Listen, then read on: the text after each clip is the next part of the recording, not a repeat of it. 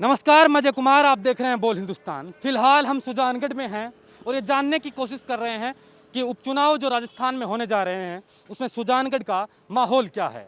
फिलहाल सुजानगढ़ मौजूद हैं और सुजानगढ़ में जो सरकार, राज्य की सरकार विकास का दावा करती थी, वो विकास आप इन सड़कों पे देख सकते हैं कैसे कचरा है।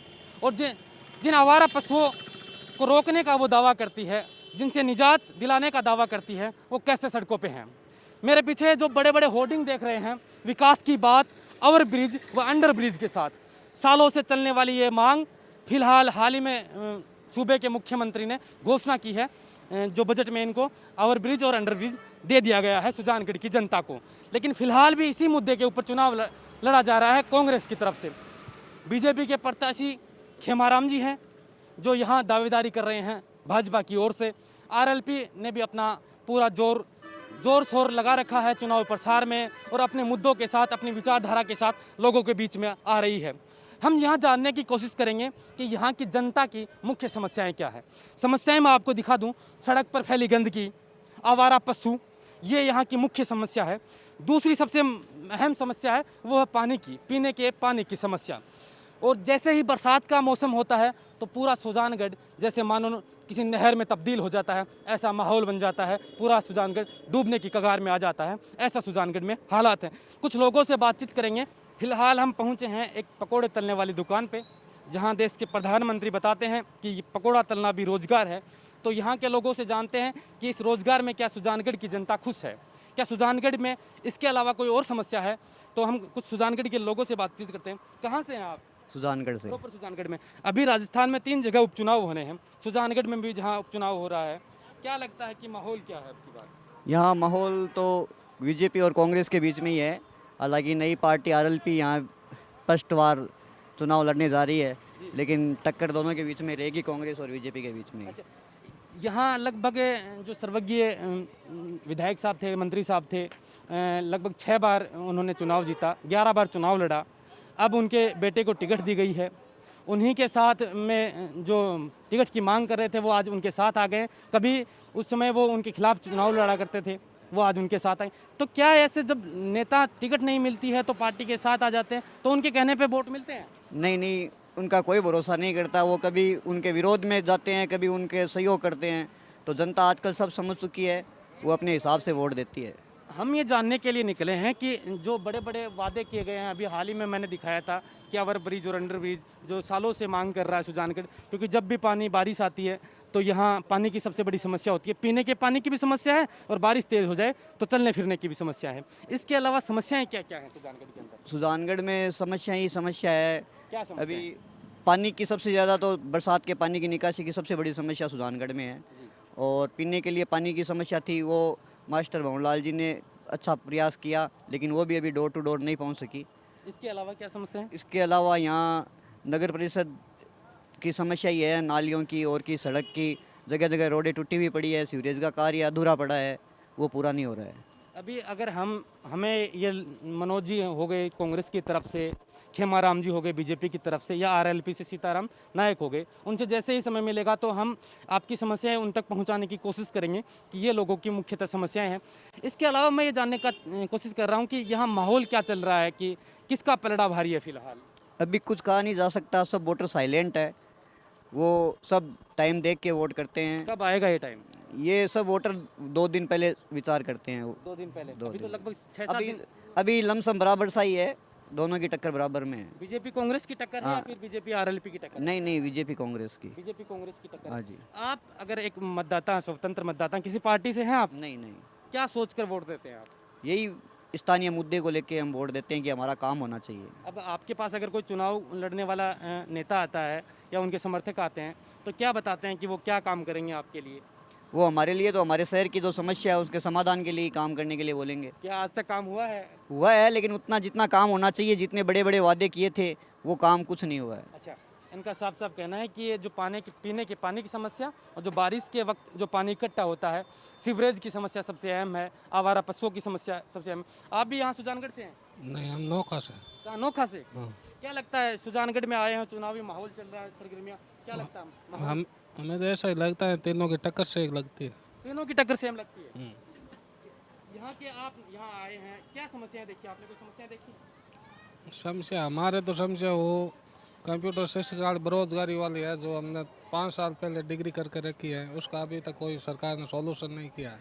थोड़ी सी तेज आवाज़ में आप बोलिए, क्योंकि कांग्रेस का ये दावा है कि वो रोजगार देने के लिए प्रयास कर रही है। मोदी जी तो स्वयं कहते हैं कि पकौड़ा तलना भी एक रोजगार है। नहीं नहीं, इतना जो सरकार कहती है ना उतना कोई काम नहीं हुआ है। तो अभी क्या लगता है कि यहाँ सरकार को सबक सिखाने का वक्त है यहाँ की जनता का? हाँ, ये जनता को सबक सिखाने का अभी उसका मौका है। एक नौजवान साथी हमारे साथ हैं। आप कहाँ से हैं? हम सालासर से हैं, सालासर बालाजी। विधानसभा क्षेत्र आपका यही लगता है? सुजानगढ़ लगता है हमारा। क्या सबसे बड़ी समस्याएं क्या है यहाँ? समस्या यहाँ गलियों में रोड और वो सिवरेज का पानी, सड़क की सबसे बड़ी समस्या, मेन समस्या सड़क की है। फिर सीवरेज के पानी की। पानी समस्या चल रही है, मास्टर जी ने थोड़ी व्यवस्था की, मीठा पानी आता है, कभी नहीं आता है। कर्मचारी को भी ध्यान नहीं देते हैं, कोई एक्शन लेने वाला नहीं है। पहले तो मास्टर जी थे, अब फिलहाल देखते हैं क्या चुनाव में। क्या लगता है कि माहौल क्या है? माहौल आजकल क्या, वोटर सब साइलेंट रहते हैं, ठीक है लेकिन चांस तो मनोज जी का लग रहा है। कि मनोज जी चुनाव लड़े। हाँ, क्यों? जो उन्होंने ये बड़ी बड़ी होर्डिंग्स लगा रखी हैं, आप देख पा रहे हैं सामने, कि विकास की बात ओवर ब्रिज और अंडर ब्रिज के साथ, ये मांगे तो यहाँ की जनता काफ़ी समय से उठा रही है, तो फिर ये चुनावों के समय क्यों आ रही है? ये राजनीति है, वोटरों को लुभाने के चक्कर में बड़े बड़े वादे किए जाते हैं, लेकिन वादे पूर्ण करते हैं नहीं करते हैं, ये गहलोत जी देखने वाला। अब आप सालासर से आते हैं, सालासर में मंदिर धाम है, सालासर बालाजी है, वहाँ अगर कोई श्रद्धालु आता है तो उसको कोरोना की रिपोर्ट चाहिए होती है, फिर वो वहाँ प्रवेश कर सकता है, दर्शन कर सकता है। लेकिन यहाँ आप देख पा रहे हैं कि तमाम लोग कई बैठे हैं। आपने ज़रूर मास्क लगा रखा है, कई लोगों ने मास्क नहीं लगा रखा है। नेता आते हैं, बड़ी बड़ी रैलियाँ करते हैं, तब मास्क नहीं होता। तो कोरोना का क्या खेल है? ये सवाल पहले भी वीडियो कर्मी ने पूछा था, श्रीमान को डोटादरा खुद से पूछा, उन्होंने जवाब नहीं दिया। मंदिर में यात्री आते हैं, उनको बोला जाता है कि 72 घंटे रिपोर्ट लाए, और 72 घंटे रिपोर्ट कौन लाए, कहाँ से लाए, कहाँ जांचें होती है कोरोना की, कोई व्यवस्था है नहीं। सुजानगढ़ में इतना बड़ा शहर है, तो चुनाव में कोरोना नहीं होता है क्या? नेताओं को ऐसा लगता है? नेता है, कितनी भीड़ होती है, वहाँ कुछ नहीं होता है। मंदिर में जाओ और जाओ, वहाँ ये दिक्कत कर रखी है। अब आप चुनाव में हर समय मतदान करते हैं, किस पार्टी को करते हैं या किसको करेंगे ये नहीं पूछना चाहूँगा मैं, किन मुद्दों के साथ आप मतदान करना चाहोगे?